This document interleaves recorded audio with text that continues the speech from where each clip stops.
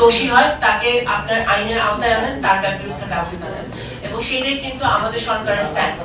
সবার সাথে যে মতবিনিময় সভা পরিষ্কার মজায় আছে।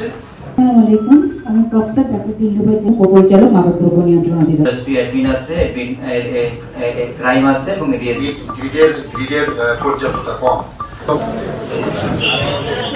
সরকারটি বাংলাদেশের জনগণের সরকার, একটি গণতান্ত্রিক সরকার, মানুষের ভোটে বিপুল ভোটের ম্যান্ডেট নিয়ে যে এই সরকারটি এসছে, তো এই সরকারটি জনগণের সরকার। অবশ্যই বাংলাদেশ জাতীয়তাবাদী দল এসছে, কিন্তু আমাদের যে এখন গতকালকে মাননীয় প্রধানমন্ত্রী বলেছেন যে উনি বাংলাদেশের 17 কোটি মানুষের প্রধানমন্ত্রী, সকলের প্রধানমন্ত্রী।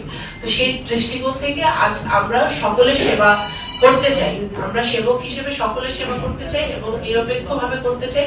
সেই জায়গাটা থেকে মাননীয় প্রধানমন্ত্রী জনাব তারেক রহমানের নেতৃত্বে আমরা অত্যন্ত গুরুত্বের সহকারে আমাদের ইশতেহার বাস্তবায়ন করতে চাই। আমাদের সবচেয়ে বেশি ইমার্জেন্সি কাজ যেটা, সেটা হচ্ছে রমজান মাসে, মাহে রমজান সকল জনগণ দল মত নির্বিশেষে সকলে ভালো মতো পালন করবে। যখন আইন শৃঙ্খলার কথা আসে তখন কিন্তু আপনাদের হার্ড লাইনে যেতে হবে। একমাত্র স্মার্ট সিটি বসুন্ধরা, আধুনিকতায় এক ধাপ এগিয়ে। প্রাইম মিনিস্টার কিন্তু is definitely on hard line. আপনাদের দলমত দেখার দরকার নাই, আপনাদের দেখার দরকার নাই কোন কে বিএনপি করে, কে আওয়ামী লীগ করে, কে জামাত করে। কেউ যদি দোষী হয় তাকে আপনার আইনের আওতায় আনেন, তার বিরুদ্ধে ব্যবস্থা নেন, এবং সেটাই কিন্তু আমাদের সরকারের স্ট্যান্ড।